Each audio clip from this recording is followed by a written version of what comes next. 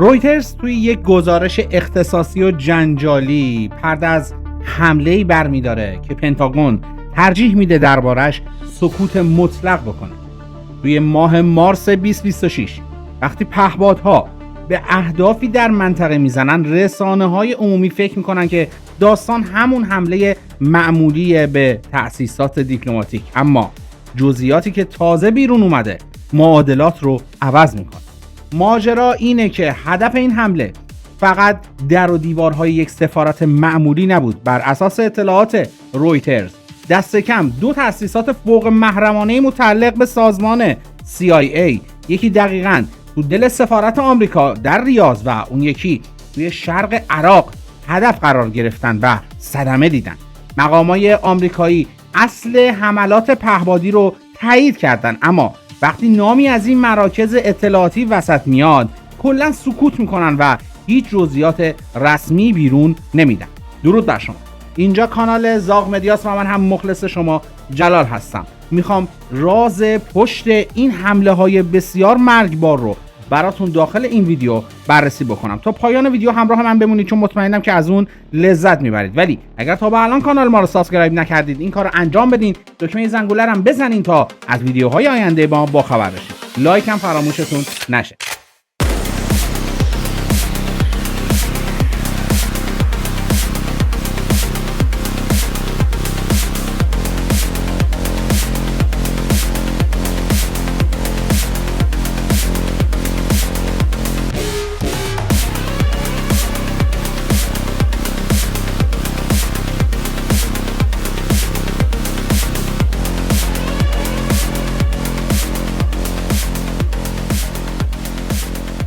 حالا این وسط کابوس اصلی جامعه اطلاعاتی آمریکا اصلا خود حمله نیستش. سوالی که داره مغز ژنرال ها و تحلیلگرای واشنگتن رو میخوره اینه که ایران چطور به مختصات دقیق این مراکز محرمانه و زیرزمینی دست پیدا کرده. مراکز سیاه مگه روی نقشه‌های گوگل مپ پین شدن که هر کسی بتونه اونا رو پیداشون بکنه؟ این ساختمون‌ها چندین لایه پوشش امنیتی، پناهگاه‌های زیرزمینی و سیستم‌های پیچیده ضد جاسوسی دارن. پیدا کردن نقطه دقیق استقرار اونها نیاز به یک داده اطلاعاتی بسیار سنگین داره. همین گاف امنیتی بزرگ باعث شد تا نهادهای اطلاعاتی آمریکا پشت درهای بسته به جون همدیگه بیفتن و فرضیه‌های مختلفی رو روی میز بذارن. اما مرموزترین و جنجالی ترین فرضیه‌ای که الان روی میز لرزه انداخته، آیا مسکو به تهران گرا داده؟ اینها همه بررسی این گزارش رویترزه که من دارم به شما ارائه میکنم. خود رویترز البته تایید میکنه که هیچ مدرک نهایی و قطعی برای اثبات این ادعا وجود نداره، اما خود این احتمال سنگین ترین زلزله اطلاعاتی سال رو برای آمریکایی ها رقم زده. چیزی که جدیداً از ترامپ هم پرسیدن که آیا این اتفاق افتاده و گفته که من از پوتین سوال میکنم. بله، اونم به شما جواب داد. حالا بیاین قضیه رو از زاویه فنی و تکنولوژیکی نگاه بکنیم. توی دنیای امروز زدن یک هدف ثابت با موشک یا پهپاد کار چندون سختی نیستش، اما زدن دقیق اهدافی که سیستم‌های جنگ الکترونیک و جمرهای پارازیت انداز آمریکا ازشون محافظت میکنن یه داستان کاملا متفاوته. پایگاه‌ها و تأسیسات نظامی و امنیتی آمریکا معمولا مجهز به قوی‌ترین سیستم‌های جنگ الکترونیکی هستند. کار این سیستم‌ها چیه؟ اینها روی امواج GPS و سامان‌های ناوبری پهپادها پارازیت میندازن، مسیرشون رو گمراه میکنن و کاری باید بکنن که به اهدافشون برخورد نکنن. پهپاد توی مرحله نهایی مسیر معمولا کور میشه و به خطا میره توی اینجور موقع‌ها. اما رویترز اینجا یک نکته فنی بسیار مهم رو مطرح میکنه که تمام تحلیلگرای نظامی رو به فکر انداخته. ایران موفق شده 11 ایستگاه و دفتر سازمان CIA رو در خاورمیانه ویران کرده. یکیش در سفارت آمریکا در ریاض بوده با 2 تا پهپاد. یه پهپاد میره دیوار سفارت رو سوراخ میکنه و پهپاد دوم از اون سوراخ وارد میشه و منفجر میشه. حالا میگن خسارت جانی نبوده، دروغ میگن. و تحلیلگرای آمریکایی احتمال میدن که توی این حملات روی پهپادهای شاهد از یه سامانه ناوبری پیشرفته روسی به اسم کامتای ام استفاده شده باشه. حالا این کامتای ام اصلا چی هست و چیکار میکنه؟ این سامانه در واقع یک آنتن آرای فازی ضد پارازیته که روس‌ها روی تسلیحاتشون سوار میکنن. کارکرد اصلیش اینه که جلوی تاثیر پارازیت‌های GPS رو میگیره و اجازه نمیده امواج گمراه کننده پهپاد رو از مسیر خارج کنن. نتیجه چی میشه؟ خطای اصابت پهپاد که معمولاً توی محیط‌های آلوده به جنگ الکترونیک بالا میره به شدت کاهش پیدا میکنه و پهپاد این ساعت میره میشینه روی همون مختصاتی که براش تعریف کردن.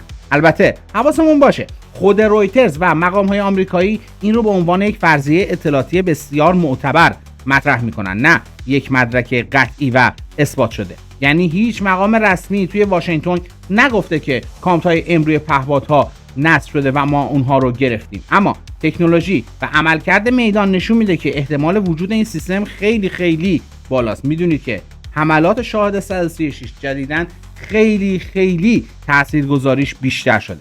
حالا این وسط یک علامت سوال بزرگ هم وجود داره: پروازهای مشکوک روس‌ها. طبق گزارش‌های اطلاعاتی توی همون بازه زمانی حساس بین 21 تا 31 مارس هواپیماهای شناسایی و جاسوسی روسیه پروازهای مشکوک متعددی رو توی منطقه انجام دادن و کار این هواپیماها چی بوده؟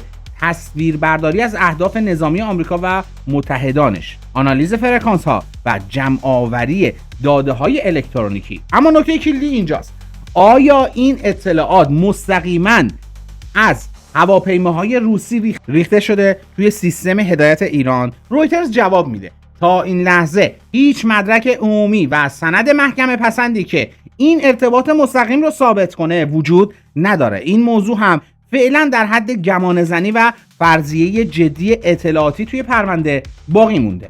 حالا با تمام این حرفا و فرضیه های سنگین یک سوال خیلی مهم پیش میاد: آیا روسیه رسما وارد جنگ مستقیم با آمریکا شده؟ جواب کوتاه و صریح رویترز به این سوال اینه: خیر.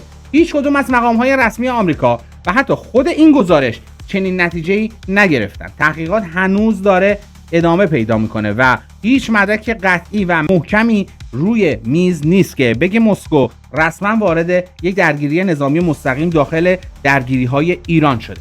حتی این وسط یک احتمال خیلی منطقی دیگه هم وجود داره که کارشناسای نظامی دارن روی اون مانور میدن. اصلا شاید کار به اون پیچیدگی که فکر میکنید نبوده. مگه مراکز سیا توی کجا قرار داشتن؟ دقیقاً توی دل یا همسایگی همون مجتمع سفارت آمریکا توی ریاض و عراق. این احتمال وجود داره که ایران اصلا نیازی به مختصات فوق محرمانه یا گرا دادن کسی نداشته. پهپاد رو فرستاده سمت مجموعه سفارت و اینکه ترکشش یا خود پهپاد خورده به سازمان سیا صرفاً ناشی از نزدیکی و همجوار بودن این دوتا مرکز توی یک مجموعه بوده، یا شاید هم یک تصادف نظامی رخ داده، نه یک ترور اطلاعاتی تمام عیار با مختصات موشک نقطه زن که البته خیلی این موضوع بعیده. چرا؟ شما وقتی که به یک سفارت، یه مجموعه بین‌المللی مثل سفارت حمله میکنید، باید اون نقطه‌ای که میخواید هدف قرار بدین رو از قبل بدونید و این نیست که یک مجموعه مثل سفارت آمریکا توی ریاض و عراق یه جای کوچیکی باشه که وقتی یه جا خورده دقیقاً حالا یه ترکشش هم برخورد کرده باشه به اون نقطه‌ای که CIA توش قرار داره. قبلاً حتما برای اون شاهد 136 یک نقطه مختصاتی تعیین شده که نمیشد که همزمان دو تا سفارت CIA دفترشون اونجا مورد هدف قرار بگیره. حالا در نهایت واکنش طرفین به این جنجال